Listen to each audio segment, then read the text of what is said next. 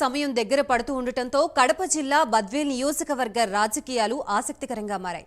నియోజకవర్గం అంతటా వీధి వీధిన అన్ని గ్రామాల్లో నువ్వా నేనా అన్నట్లు ప్రచారాలు జరుగుతున్నాయి. బద్వేల్లో ఇప్పటివరకు ఎలాంటి అభివృద్ధి జరగలేదని ప్రతిపక్షాలు ఆరోపిస్తుంటే వైఎస్ఆర్ కాంగ్రెస్ పార్టీ తీవ్రంగా ఖండించింది. గతంలో ఎన్నడూ లేనంతగా వేల కోట్ల రూపాయలతో అభివృద్ధి జరిగిందంటున్న వైఎస్ఆర్ కాంగ్రెస్ పార్టీ బద్వేల్ నియోజకవర్గ అదనపు సమన్వయకర్త నల్లేరు విశ్వనాథ్ రెడ్డితో మా ప్రతినిధి సుధీర్ ఫేస్ టు ఫేస్. ఎన్నికలకు సమయం దగ్గర పడటంతో బద్వేల్ నియోజకవర్గంలో రాజకీయాలు రసవత్తరంగా మారాయి. ముఖ్యంగా చూసుకుంటే కనుక బద్వేల్ నియోజకవర్గంలో అభివృద్ధి అలాగే సంక్షేమ పథకాల విషయంలో కూడా ప్రతిపక్షాలు పూర్తి స్థాయిలో కూడా ఎటువంటి అభివృద్ధి జరగలేదు, అలాగే సంక్షేమ పథకాలు జరగలేదంటూ కూడా ఇప్పటికే బీజేపీకి చెందినటువంటి నేతలు అలాగే ఇక్కడ ఉన్నటువంటి టీడీపీ నేతలు చెప్తున్న పరిస్థితి.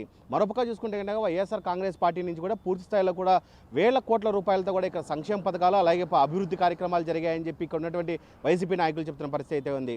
అయితే ఈరోజు బద్వేల్ నియోజకవర్గంలో చూసుకుంటే కనుక అభివృద్ధి అలాగే సంక్షేమ పథకాల విషయంలో కూడా నువ్వా నేనా అన్నట్టుగా కూడా పూర్తి స్థాయిలో ఇక్కడ జరుగుతున్న పరిస్థితి ఉంది. అయితే బద్వేల్ నియోజకవర్గంలో ఎటువంటి అభివృద్ధి జరిగింది, ఎటువంటి సంక్షేమ పథకాలు జరిగాయనే దానిపై మనతో మాట్లాడేందుకు ఈరోజు బద్వేల్ అదనపు సమన్వయకర్త అయినటువంటి నల్లేరు విశ్వనాథ్ రెడ్డి ఉన్నారు. ఆయన అడిగి తెలుసుకుందాం. సార్ చెప్పండి, ఏంటి అసలు గత కొన్ని రోజులు చూసుకుంటే కనుక బద్వేల్లో నువ్వా నేనా అన్నట్టుగా పోటీగా ఎలక్షన్ ప్రచారాలు జరుగుతున్నాయి. ఇప్పటికే చూసుకుంటే కనుక సంక్షేమ పథకాలు కావచ్చు అలాగే అభివృద్ధి కావచ్చు ఎటువంటిది ఇంతవరకు బద్వేల్ నియోజకవర్గంలో జరగలేదని చెప్పి ప్రతిపక్షాలు ఆరోపిస్తున్నాయి. దీని మీద మీరేమంటారు? అసలు మా ప్రియతమ నాయకులు బడుగు బలహీన వర్గాల ఆశాజ్యోతి పేదల పెన్నిది వైఎస్ జగన్మోహన్ రెడ్డి గారు 2019లో ఏవైతే మేనిఫెస్టోలో పెట్టారో అవన్నీ కూడా తూచా తప్పకుండా 100% తీర్చడం జరిగింది. రాష్ట్ర వ్యాప్తంగా చూసుకుంటే డైరెక్ట్గా 2,70,000 కోట్లు ట్రాన్స్ఫర్ డైరెక్ట్ ఇవ్వడం జరిగింది. అదేవిధంగా బ్యాంకీ ఖాతా ద్వారా చూసుకుంటే 1,70,000 కోట్ల రూపాయలు మొత్తం ప్రతి పార్టీలు చూడకుండా మతాలు చూడకుండా వర్గాలు చూడకుండా అందరికి కూడా ఇవ్వడం జరిగింది. అందులో భాగంగా బద్వేల్ తాలూకాకు డైరెక్ట్గా వచ్చేసి డీబీటీ కింద 1,300 కోట్ల రూపాయలు ఇవ్వడం జరిగింది. నాన్ డీబీటీ కింద 556 కోట్ల రూపాయలు ఇవ్వడం జరిగింది. అదేవిధంగా గ్రామ సచివాలయ వ్యవస్థను ఏర్పాటు చేసి వాలంటీర్ వ్యవస్థను ఏర్పాటు చేసి ప్రతి అవ్వకు తాతకు వికలాంగులకు పింఛన్లు మొత్తం ఇవ్వడం డైరెక్ట్గా ఇవ్వడం జరుగుతూ ఉంది. ఏదైతే గాంధీ గారు గ్రామ స్వరాజ్యం కలలు కన్నాడో ఆ కళలను మా ముఖ్యమంత్రి జగన్మోహన్ రెడ్డి గారు ఈ గ్రామ సచివాలయ వ్యవస్థను ఏర్పాటు చేసి దాన్ని సాకారం చేయడం కూడా జరిగింది. అంతేకాకుండా ఇంకా అభివృద్ధి పరంగా చూసుకుంటే ఇంకా మీరు ఇక్కడ చూస్తున్నారు చూడండి, సెంచురీ ఫ్యాక్టరీ దాదాపు 1000 కోట్లతో ఫ్యాక్టరీ ఇనాగరేషన్ చేయడం జరిగింది. శంకుస్థాపన చేసి కేవలం 2 సంవత్సరాల లోపలనే మళ్ళీ ఇనాగరేషన్ చేయడం కూడా జరిగింది. అందులో భాగంగా దాదాపు 1000 మందికి డైరెక్ట్గా ఇండైరెక్ట్గా 2,000 మందికి జీవనోపాధి ఇవ్వడం కూడా జరుగుతూ ఉంది. ఇంతకన్నా నిదర్శనం ఉంది. ప్రతిపక్షాల అభివృద్ధి జరగలేదు అంటారు. ఇంతకన్నా నిదర్శనం ఏముందండి?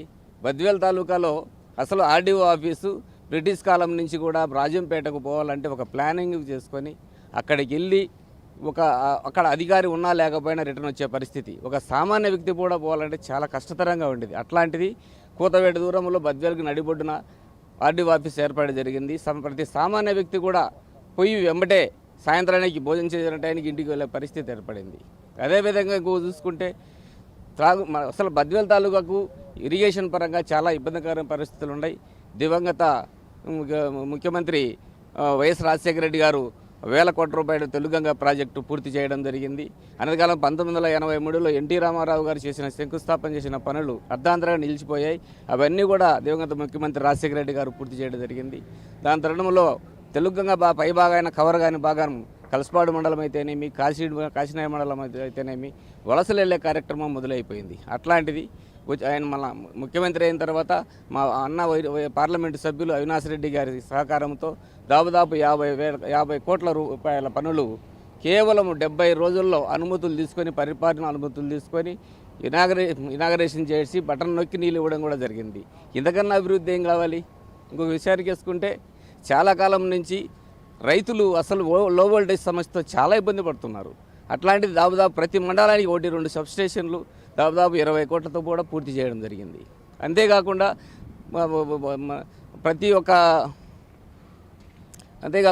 ఈ తర్వాత అభివృద్ధి పరంగా చూసుకుంటే లింక్ రోడ్లు అయితే దాదాపు 100 కోట్లతో లింక్ రోడ్లు వేయడం జరిగింది. అదేవిధంగా మున్సిపాలిటీలు చూసుకుంటే 130 కోట్లతో ప్రతి ప్రతి రోడ్డు డ్రైనేజ్ వ్యవస్థ అయితేనేమి సిమెంట్ రోడ్లు కూడా వేయడం జరిగింది. ఇంతకన్నా నిదర్శనం ఏముంది? ప్రతిపక్షాలు ముత్తుకున్న దానికి అదే 2019లో 2014లో తెలుగుదేశం పార్టీ, ఇదే జనసేన, ఇదే తెలుగుదేశం, ఇదే బీజేపీ పొత్తులు పెట్టుకొని బాబు వస్తే జాబ్ వస్తుంది, జాబ్ ఇవ్వలేకపోతే చదువుకునే పిల్ల జీవనభృతి ఇస్తామన్నారు, అది ఇచ్చింది లేదు. తర్వాత అక్కా చెల్లెమ్మలకు రుణమాఫీ చేస్తానని చెప్పి డాక్టర్ రుణమాఫీ చేస్తాను, రుణమాఫీ చేయలేదు. రైతులకు రుణమాఫీ చేస్తానన్నాడు, రుణమాఫీ చేయలేదు. ఇంతకన్నా నిదర్శనం ఉంది. మళ్ళీ ఆ రోజంటే మోసపోయి వాళ్ళు ఓట్లేసి ప్రజలు చాలా ఇబ్బంది పడే పరిస్థితులు ఏర్పడినాయి. 2019లో జగనన్న ఏ మాట చెప్పాడో ఆ మాట తప్పకుండా మడమ తిప్పకుండా ప్రతిదీ 100% తీర్చడం జరిగింది.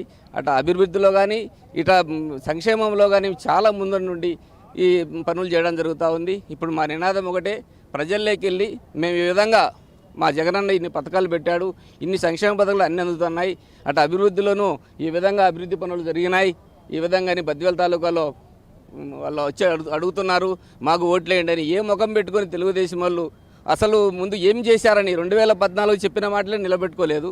ఇప్పుడు ఏ విధంగా ముఖం పెట్టుకొని పోతారని చెప్పి నేను అడుగుతున్నాను. మేమైతే మాత్రం ప్రజల్లోకి వెళ్తున్నాం, ప్రజలు బ్రహ్మరథం పడుతున్నారు.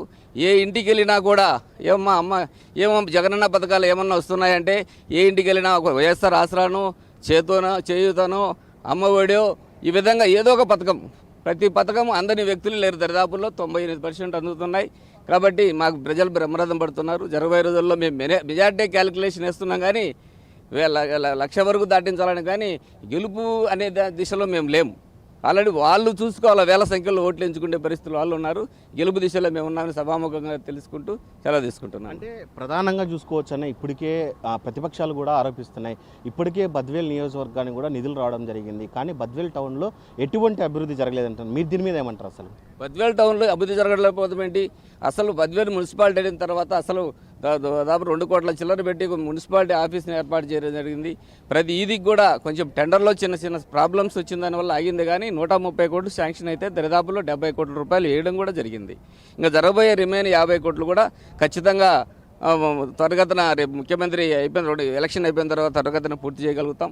త్రాగునీరు చాలా ఇబ్బందిగా ఉంది. బ్రహ్మసాగర్ నుంచి కూడా డ్రింకింగ్ పర్పస్కు లిఫ్ట్ ఇరిగేషన్స్ కూడా ఏర్పాటు చేయడం జరిగింది తెలియజేసుకుంటున్నాను. అంటే డీబీటీ ద్వారా నాన్ డీబీటీ ద్వారా మీరేం లబ్ధి చేకూరదంటారు, కానీ వాళ్ళేమో ఇంతవరకు లబ్ధి చేకూరలేదంటారు. మీరు దీని మీద ఏమంటారు? ప్రధానంగా డీబీటీ ద్వారా డైరెక్ట్గా మనం ఇంటికెళ్ళి వాలంటీర్ల ద్వారా డైరెక్ట్గా 1300 చిల్లర కోట్లు బద్వేల్ తాలూకులు ఇవ్వడం జరిగింది. ప్రత్యక్షంగా మేము ప్రజల్లోకి పోయినప్పుడు అడుగుతున్నారు, ఏ అక్క చెల్లెమ్మలు అడిగినా కూడా మాకు వైఎస్ఆర్ రుణం వచ్చింది, చేయూత వచ్చింది, తర్వాత ఆసరా వచ్చింది, అమ్మఒడి వచ్చింది, రైతు భరోసా డైరెక్ట్గా చెప్తున్నారు. వాళ్ళు అనేదానికి ఏముంది? ప్రజల్లోకి వాళ్ళు రమ్మనండి, మా మట్టి చూపిస్తాం, డైరెక్ట్గా నిదర్శనాలు చూపిస్తాం. అట్లాంటివి నిందలేయడం అది ఆశాస్పందం, బాగలేదు. అంటే 2024 ఎలక్షన్లో ఈసారి డాక్టర్ ఎమ్మెల్యే సుధాకు మీ మద్దతు ఎలా ఉండబోతుంది? ఖచ్చితంగా ఎంత మెజారిటీతో గెలిచే అవకాశాలు అయితే పూర్తిగా ఉన్నాయి? మేము ఇందాక ఒక మాట చెప్పాను, మెజారిటీ క్యాలిక్యులేషన్గా ఉన్నామని. యాక్చువల్గా 2021 బై ఎలక్షన్లో 90,000 చిలుకు మేము మెజార్టీతో గెలవగలిగాం. ఆ రోజు బీజేపీ ఉంది. ఈరోజు జనసేన, బీజేపీ, ఈ తెలుగుదేశం పార్టీ 3 కూడా ఒకటే గెలవలేని పరిస్థితుల్లో రాష్ట్ర వ్యాప్తంగా కూడా వాళ్ళు పోటీపడే పరిస్థితి వచ్చింది. కాబట్టి మీరు దరిదాపుల్లో ఆ రేంజ్కి వెళ్దామనే ముందుకెళ్తున్నాం. ఈ జగనన్న పథకాలే మాకు శ్రీరామ రక్ష, ఇవి తీసుకొని ముందుకెళ్తున్నామని తెలియజేసుకుంటున్నాం. అంటే ముఖ్యంగా చూసుకోవచ్చు, ఇప్పటికే తెలుగుదేశం పార్టీ కూడా అనేక సంక్షేమ పథకాలు తీసుకొచ్చింది. ఇప్పటికే మహిళలకు కూడా పూర్తిస్థాయిలో బస్సులలో ఫ్రీ అని చెప్తుంది. వైఎస్ జగన్మోహన్ రెడ్డి గారు కూడా ఇప్పటికే నవరత్నాలని పథకాలు తీసుకొచ్చారు. అంటే రానున్న ఈ ఎన్నికల్లో ఇంకా కొత్త పథకాలు ఏమైనా తీసుకొచ్చే అవకాశాలు ఉన్నాయి? మేనిఫెస్టో కూడా రేపు 20వ తేదీ రిలీజ్ చేయబోతున్నారని చెప్తున్నారు. దీని మీద ఏమైనా కొత్త సంక్షేమ పథకాలు వస్తాయా? కొత్త సంక్షేమ పథకాలు రావచ్చు, నేనే కాదనట్లేదు, కానీ జగన్మోహన్ రెడ్డి గారు ప్రజలకు ఏవైతే ఉపయోగపడతాయో ఆ పథకాలను ఖచ్చితంగా తూచే తప్పకుండా చేస్తారు.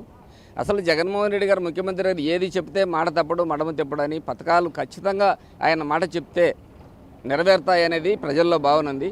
అందరికీ తెలిసిన విషయమే. 2014లో చంద్రబాబు పథకాలు అన్నీ చెప్పాడు, ఏ ఒక్క పథకం కూడా ఇంప్లిమెంటేషన్ కాలేదు.